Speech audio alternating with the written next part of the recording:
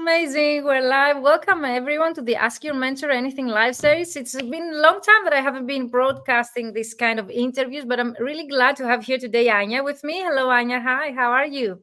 Hi, Virginia. Thank you for inviting me on. I hope this will be a For great being, conversation. yeah, thank you for being so generous and being here live with me because I know that you're very busy. You're a mom, you're an entrepreneur, you have your own actually podcast, which is very active. Like you've been sharing so many interviews lately. I wonder where you find the time, but that's what we're going to discuss today. So Yep. maybe other people they find that your story inspiring.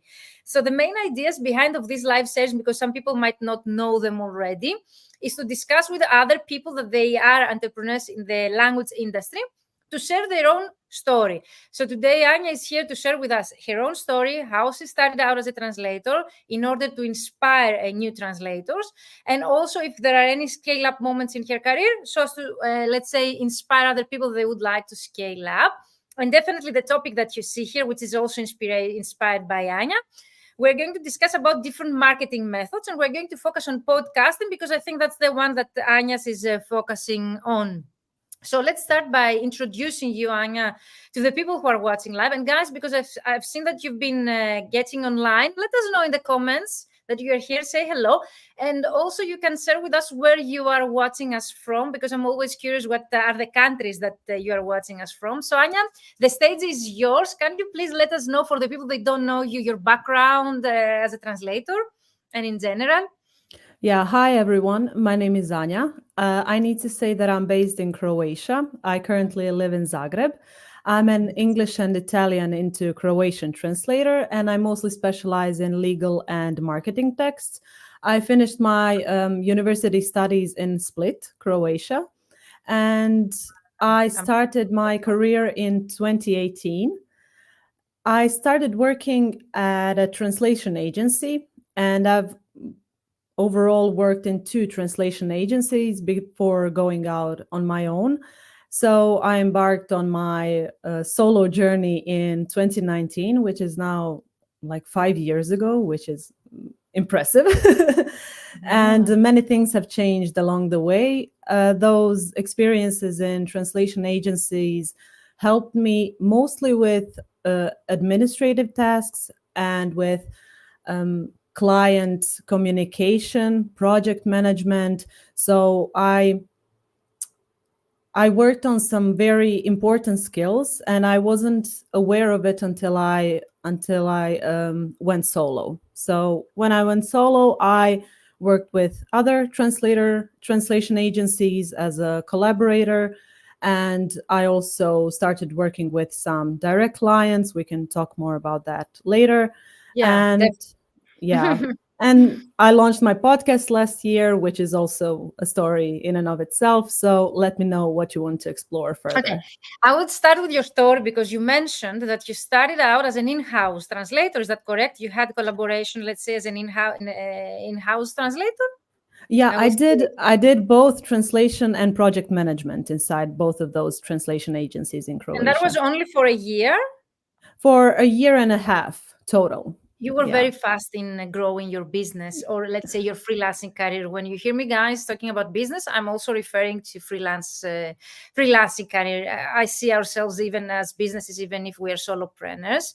So it was interesting that you went from in-house, then you made the step to go freelancing very fast. Yep. Can I ask you, of course, the first client of as an in-house was the agency, but when you became a freelancer, who was the first client? Because there are some common questions I ask all of the people they join me in the interviews. If you've been watching me, let's say some years, you know that I have, let's say, some questions asking like, how did you start out? How did you get your first client? Do you remember that?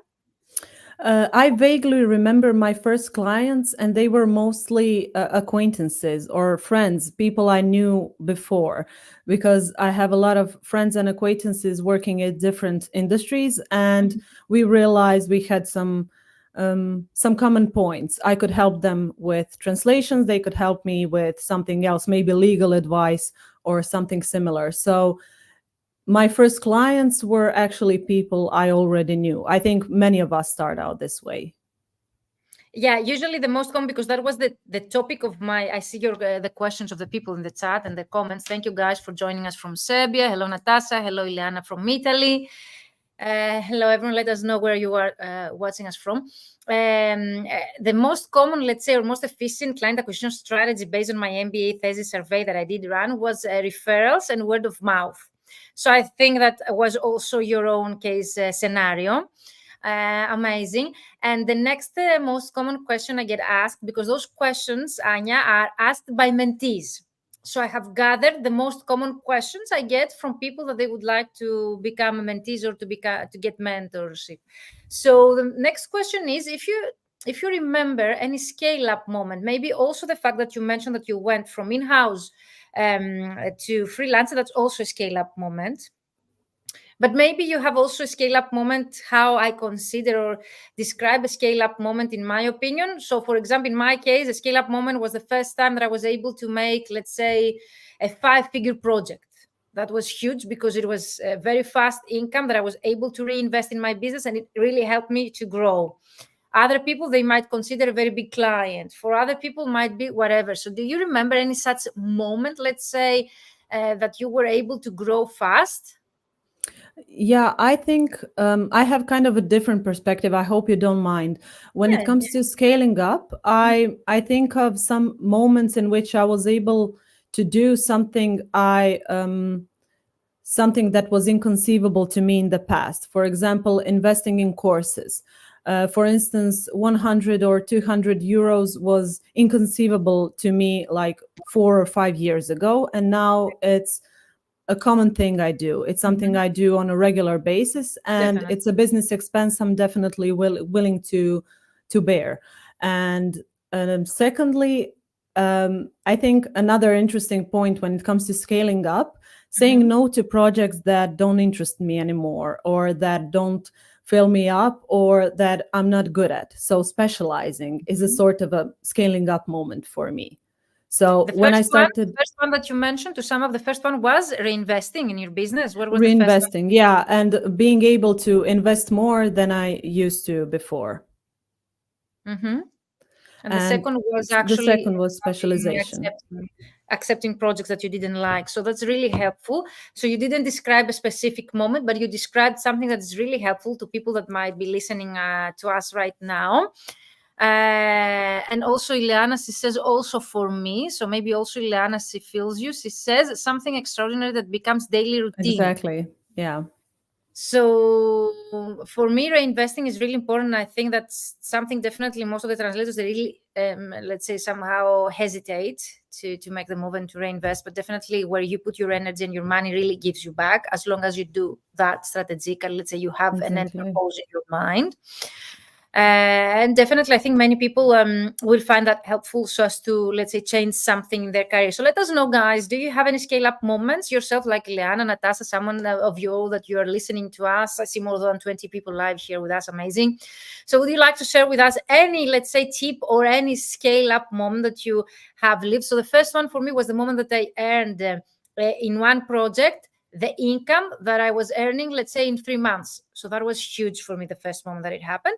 And the second very big one that really scaled up my business, and I was able to reinvest the money and to keep growing, hire a team and people, that was when I earned from one project 5 figures. So something extraordinary. And if you reinvest, you grow. Definitely. Ileana, she has been in my mentorship programs, all of them. She has been several years in the annual alumni. We are meeting actually this June on a Greek island. So hopefully we'll be able to see. I think we have 2 or 3 spots left. So it's already, let's say, fully booked, the retreat. Can't wait to see you guys this June.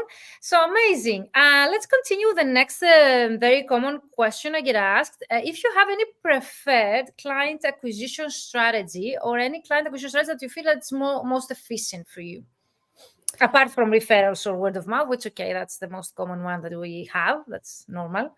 Yeah, I like networking events, especially in-person networking events. I know they require a lot of time and financial investment, but when you meet people in person, I realize that I get more clients more easily. You connect with people on a deeper level much more quickly than by sending an a LinkedIn invite or sending them a DM, it's much harder to get through and to approach them because they don't know you. And once you meet someone, to live events, you refer to live yeah, network? in-person events, yeah. Okay. Yep. And you've been going to in-person events that regards our industry, like translation related, or also you go to your clients' events? I go to different kinds of events. I've actually been a part of this. It's called in Croatia, it's called the Sales Mindset Community. And I've been a part of that for a year now. And Amazing. there are some people from various industries, and none of them are translators, which is a big plus for me. So whenever I go in there, I'm the only translator.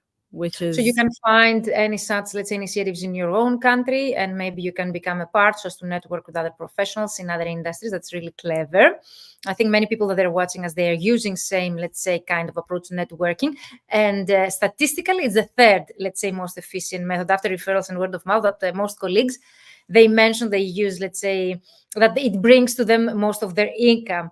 Amazing. So thank you for sharing that. Before I ask you the last question for the first part of our interview, before we get into our topic, I think many people that are watching, they mentioned that for them, it's, or most of the people, they come to me when they are in-house employees, it's very difficult for them to make the next step and become freelancers. Do you have any tips or something that really helped you to take that step, actually, especially when you have that safety net of a regular monthly income and salary?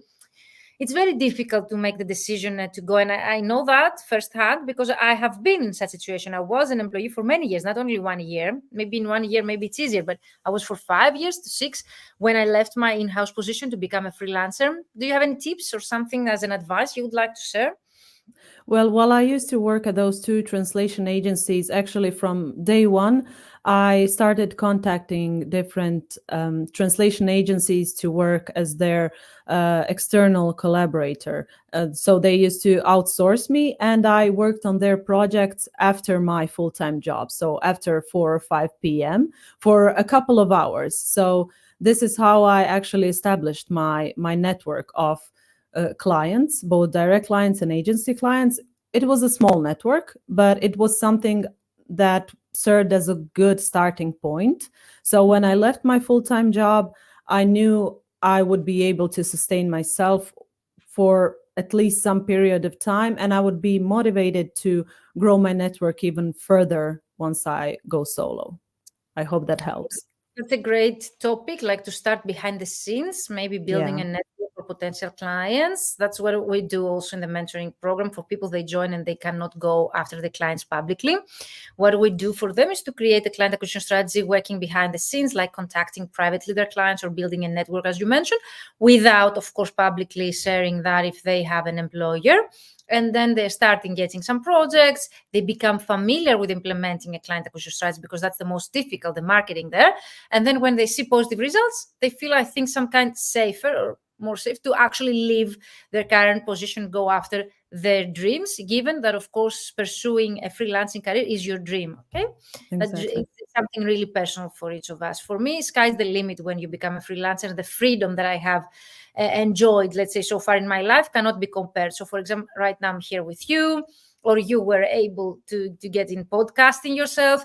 I suppose if you are an in-house employee, you have many limitations in terms of time, even money, to make such decisions, and even your creativity to keep growing and implementing things that you really love, like traveling or not working 1 month. If you are a freelancer, you have this kind, let's say, of flexibility. Last question, and then we get in our topic. Do you have a relationship with mentorship or mentoring? Have you ever been mentored, or have you ever been, let's say, mentoring other people? Have you mentored anyone? I have mentored people, not in an official capacity, but I have provided some advice and guidance to other colleagues. We might be at the same level, and they might be starting out as freelance translators. So I'm actually now actively mentoring, so to speak, another younger translator who often needs help with sworn translations and with client communication, how to deal with certain situations. And I have experienced most of those things that she's now asking me advice about. So that is something that that has been going on, not officially, but behind the scenes, and I really find joy in helping others. And since you mentioned there is always the unstructured way, okay, to actually mentor someone. Before I create my structured programs, and I was also helping other people or getting help from other professionals. I have mentioned in my, let's say, life story videos when I share my journey that I had people that they really helped me to scale up also by letting me know how I was able to charge more. For example, the first time I got a client from where was it? The Netherlands. I didn't know that I was able to charge them 3 times the rates that I was charging my clients here. And I had, let's say, the help from someone living there and telling me, for your language combination, that kind of project, you can charge, let's say, 15, 16 cents. And I was surprised. Are you really? And they accepted my rate. I followed her advice, and actually the client did accept my rate. And that was really, I was positively surprised. So mentoring can happen in several different formats, as you mentioned, either unstructured or structured, giving our help or advice to other younger people or people who might need our advice. That's also an unstructured way of mentoring other people. But then I really felt the urge to do that consistently and to help other people in a more practical way. So that's why I continued, let's say, doing that properly somehow in a more, let's say, structured way. Amazing. So I assume everyone is, I hope that you found helpful the advice that Anja and her story, but I assume that most of you are here for the actual topic, that it was chosen by Anja. So Anja, why did you choose that topic? Of course, you have a great podcast, and I usually share how I have met the people that I invite here. So with Anja, we have met online. I suppose Anja, she has been following me through LinkedIn, and she invited me to a great podcast that she has been running. For how long, you can let us know that. And that's how we met. And then I invited her also here to actually share her news about the podcast and also her own story. That's how we met. So Anja, would you like to let us know, why did you choose podcasting? And if you would like to tell us a few things about your own experience with this. Yeah, sure. I launched my podcast in October of last year, so we're at the 6-month mark already. And I was interested in podcasting for years before I launched mine. And it took me 2 years to get out of that imposter syndrome moment to launching my own podcast. 2 years, that's huge. Yeah, that's a lot of time. Yeah, that's a lot of time. And we always say that we wish we had started something earlier, but that's just life.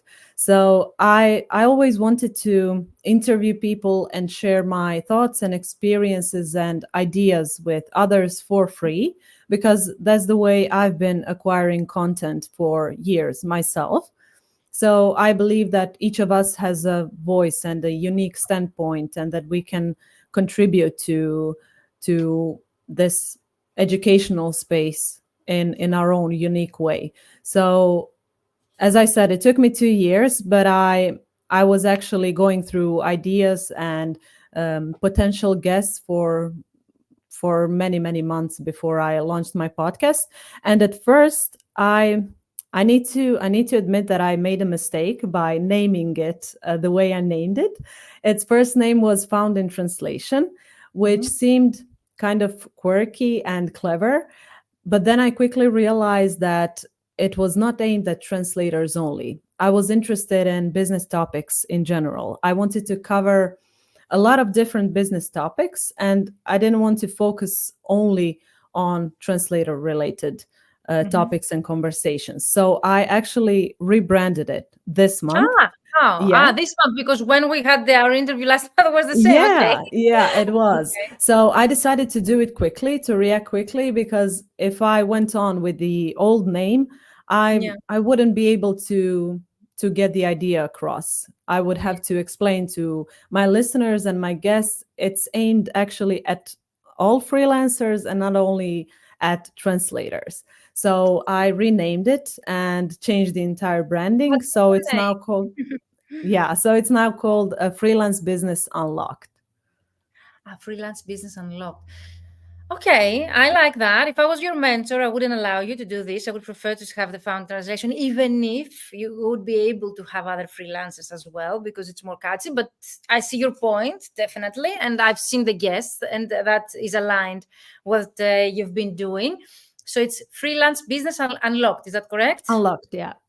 Freelance Business Unlocked, guys. That's the actual name of the podcast, where I was also invited. And we talked a lot about LinkedIn when you invited me. Is that correct? Yeah, true. What really attracted you, let's say, your attention, and you invited me as a speaker there? And what is the main reason that you choose? How do you choose, let's say, the audience that you invite?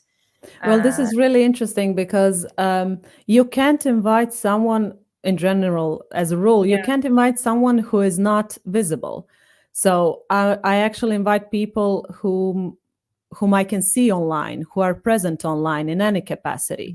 So maybe I'm following their blog, maybe I'm following their podcast, I'm following them on LinkedIn. So it's really important for me to see what the guests are doing, what they are specialized in. And you often talk about LinkedIn and various LinkedIn strategies. So I knew you would be able to provide some valuable tips for my audience when it comes to LinkedIn. Amazing. Thank you so much for saying. So, guys, if you would like to be invited as a guest speaker, so you need to have a topic that you're interested in and to have some kind of online visibility. So as to be invited as a guest speaker, if that's, let's say, something that you might be interested in. But getting back to a topic, how to become, let's say, to stand out from the crowd, as you mentioned in your notes, using, let's say, either blogging, podcasting, videos, events, any kind of marketing method. How were you able to get over the imposter syndrome? I don't know if that was clear to everyone. So maybe you can help other people that they have the imposter syndrome, not only for podcasting, but some other colleagues, they might have the same syndrome, like to start becoming visible online using LinkedIn, or some others, they might be even hesitating to start posting online, simple posts. So is there any advice or something you'd like to share with those people so as to help them to get over this imposter syndrome? Yeah, I alluded to this earlier, but I already said, so we all have our unique voices and perspectives on things, and we follow different people, even though they might be speaking on the same topic. So, for example, I follow like 5 or 6 business podcasts, and they cover similar topics, but they add their own unique voice and twist to it, which is why each of them is interesting to me. So when you read other people's blogs or posts on social media, you gain some knowledge or inspiration or ideas from their posts, which is something other people can get from you too, if only you stepped out of your comfort zone and started posting. So start posting things and start using mediums that are comfortable to you. And maybe later on you will progress to video. You mentioned during our podcast interview that you are an exception who enjoys video. Most people in our don't. industry, yes. I don't know. What's your opinion on that? I agree with you. I think people are mostly afraid of video, and I used to be too. And I was really surprised. That's why you tried podcasting. That was one reason why, no? Yeah, I like audio content in general. I used to be, and I still am, a podcast consumer first and foremost. So I like this medium because it's really approachable, and you can listen to podcasts anywhere. You don't have to sit in front of a mobile phone or PC and watch the video. So it's really approachable and easy to consume. This is why I went for it. And as you said, it's audio only, so you're a bit hidden. But still, people can connect with you and your voice, because your voice tells a lot about you. Of course. It's a more direct way of connecting with people rather than the written format. But as we discussed also in your podcast, and we can leave, let's say, in the chat, the link to listen to Anja's podcast. So Anja, if you can send me the link somewhere in the private chat here, I can share it right now. Of course.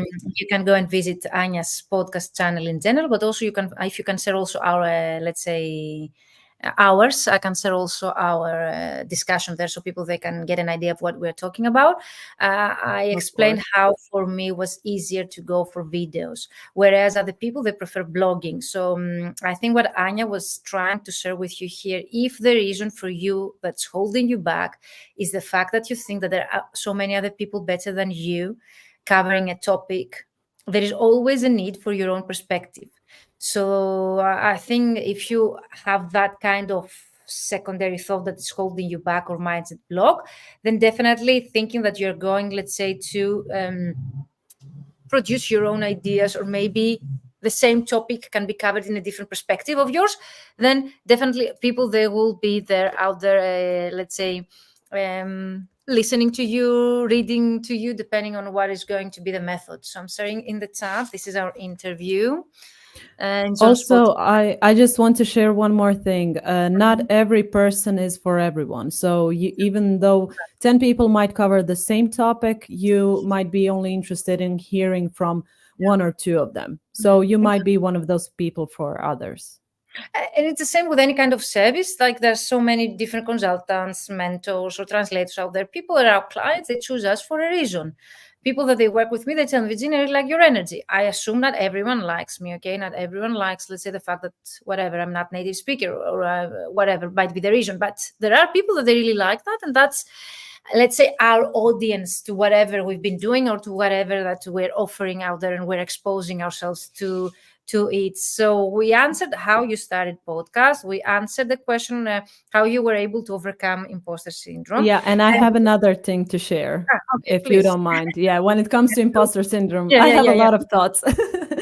So it's a great topic because I think many people might relate with this, and I think that many people, they have back in their head many ideas to implement, and they're holding them back from just implementing because of that. So that's a great topic to discuss. Before I launched my podcast, I was pretty self-conscious because I'm not a native English speaker, but I work with languages. So my English should sound perfect. At least that's what I thought. But I will never sound like a native speaker. That's just impossible. And when I attended a podcasting summit back in January, so a couple of months ago, one person told me that they're really happy that I decided to go for it, even though I'm not a native speaker, because that's precisely the reason some people might tune in and listen to me, which is exactly right. And I listen to some non-native speakers, and the only thing that matters is that I can understand them. If you can understand, yes, that's the main point. Yeah, that's the main point. I'm always surprised that people, they really love my accent most of the times. They really like it, or they even understand where I come from. So I really like this. Of course, there might be people that they are correcting me the whole time, or maybe even Greek people that they realize that I have a Greek accent. That's very bad for Greek people. But other than that, I assume that I didn't have any issues, broadcasting or creating, let's say, live show or going to international conferences and become a public speaker. And I'm really glad that I was able to overcome such mindset blocks and to be able to, let's say, get out of my comfort zone, because that's what we usually do. Exactly. So I assume you got out of your comfort zone in order to be able to create a podcast. Every day, anything new that we implement, we need to get out of our comfort zone to do this. And I totally recommend you to go for it. And if you have any more questions about podcasting or getting out of your comfort zone, definitely you can contact Anja or me, so we can discuss that further for your own case study. About, let's say, you mentioned in your, let's say, notes, how to stand out from the crowd through blogging, podcasting, videos, events.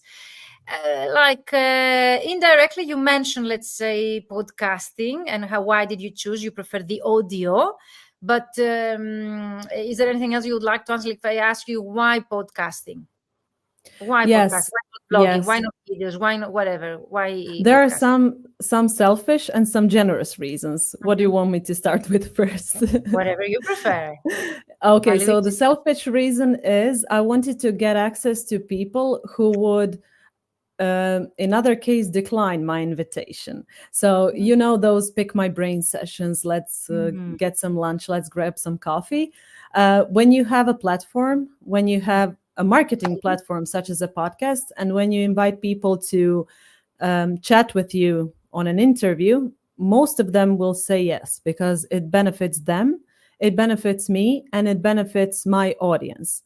And at the same time, every time I interview a guest, I get a piece of their audience interested. And some might even become regular listeners of my podcast.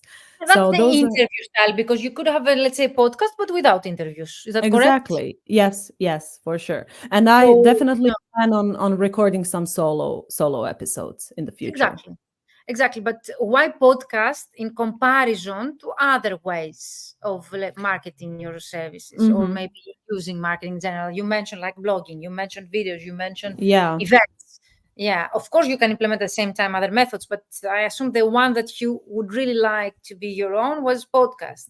Yeah, So I was really attracted to this medium. As I said, I really like podcasts as a medium, and this audio content I think is really, as I said, approachable and easy to consume. And podcasts are, compared to other marketing methods, podcasts have a longer lifespan. Most of the episodes are evergreen, and people, even if you've been podcasting for 2 or 3 years, people regularly go back to your archive and listen to the first few episodes, or they listen to episodes that are a year old, which doesn't happen with blogs or, I don't know, posts on social media. They disappear really quickly. Okay, that's clever. Something we didn't know. So the topic, guys, that you're asking us is the one that you see here. That is our topic: how to stand out from the crowd through podcasting through Anja's story. So we covered Anja's as a freelance translator story, how she started out, scale-up moments, and now we're covering this topic: how you will be able, let's say, to stand out from the crowd and using marketing through podcast. That is our topic, if it was not clear to you so far.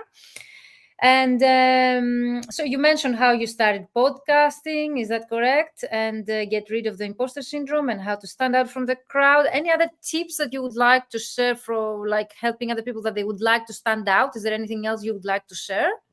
Yeah, we're talking about podcasting, but not everyone is willing and able or has the time to launch a podcast. But you can always pitch to other people. You can try to be a guest on other people's podcasts. You can be a guest writer on someone's blog. You can pitch to write articles. So it all depends on your preferred medium, on your preferred style of communication. So you can always use someone else's platform or influence and approach them and use their medium to convey your thoughts and ideas for starters, and then later on you can create something of your own.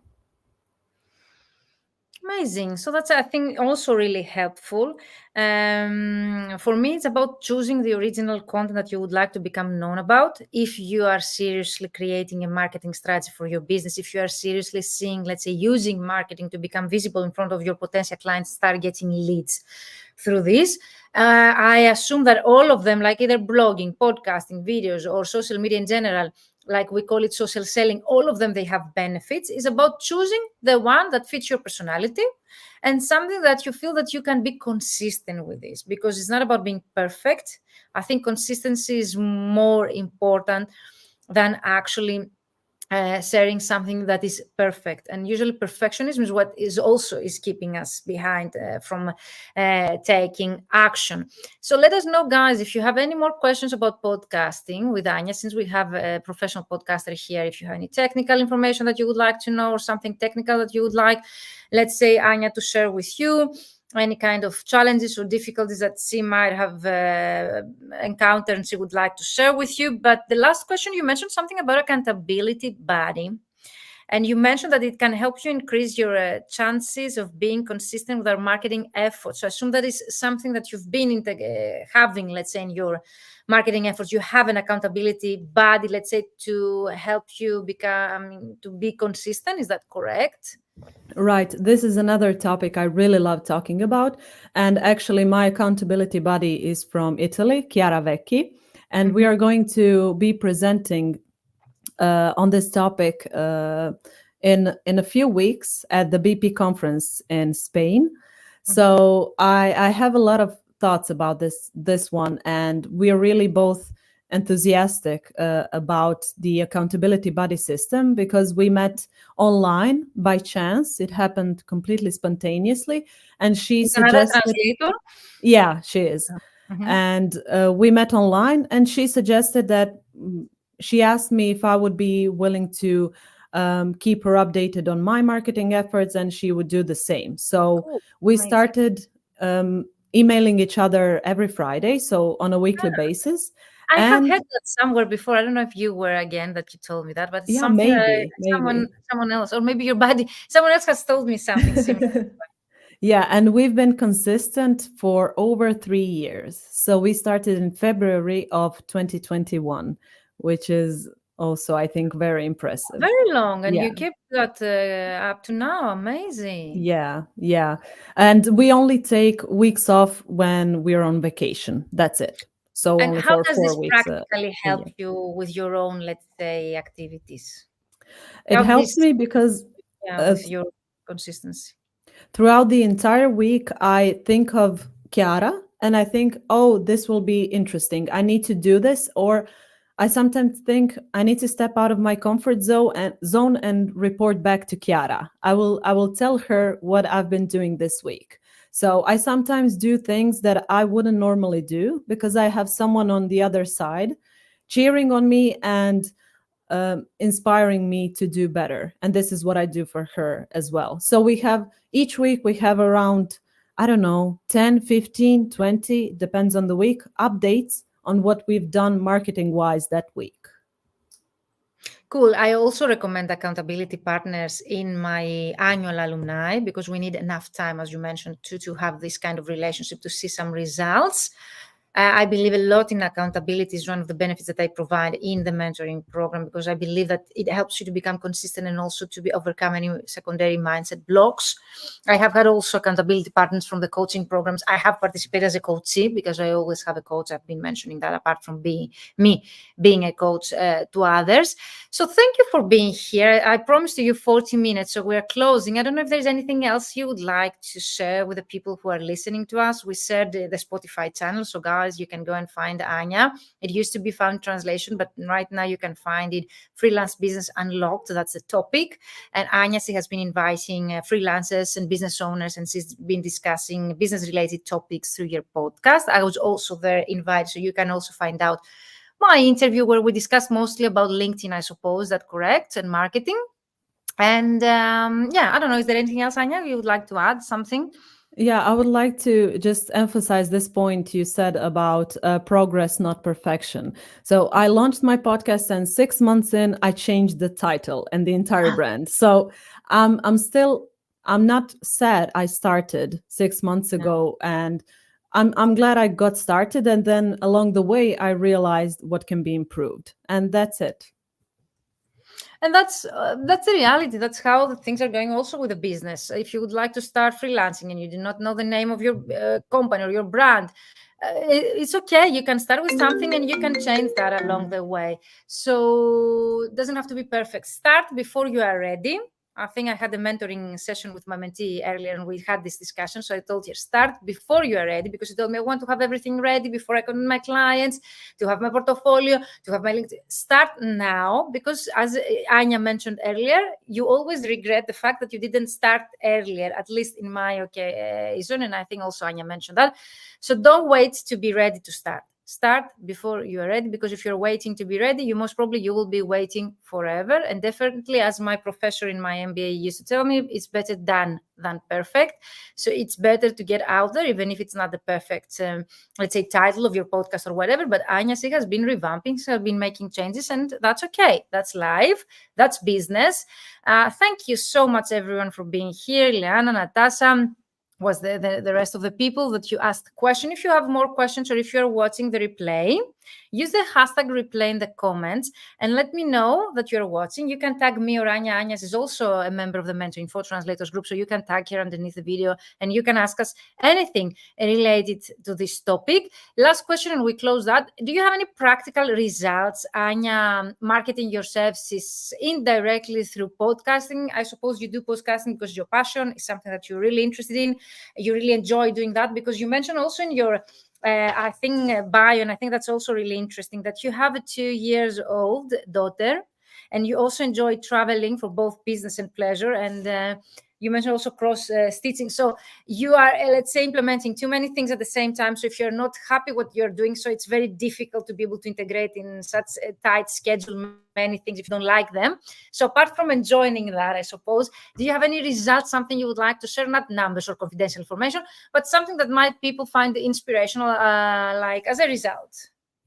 Yeah, so I'm looking forward to sponsorships in the future. Okay. They're not active right now, and I'm not actively looking for them. I want to create a bank of episodes before I Mhm, approach sponsors.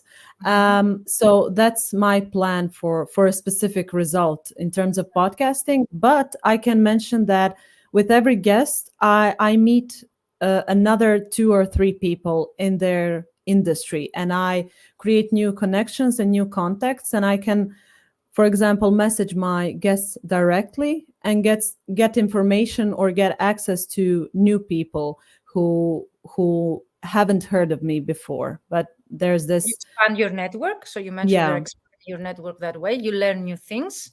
You enjoy the process. You can, let's say, pursue sponsorships in the future. And I assume, in general, the marketing methods that we are discussing here, they build the credibility and they boost the online presence of the person that they might be running, let's say, a podcast or a exactly. blog or maybe email series. A newsletter can also be a great, and it also can be a lead generation, let's say, machine, or a lead magnet for those that they are more familiar with marketing methods. So everything that you do when it comes to content marketing, because podcasting is also content. Anja has been creating content. This video, actually, the interview that we're having here, is also content. It's content creation. Apart from bringing people together and answering questions or maybe inspiring other people, it's a great way to become visible in front of your potential clients, even if the actual topic might not be 100% related to your ideal client. Going out there and expressing your ideas and sharing your own thoughts related to your work and your profession builds credibility, builds authority, and definitely helps your online presence to become, let's say, stronger, and also to reach your potential clients indirectly, if not directly, depending on what is the topic.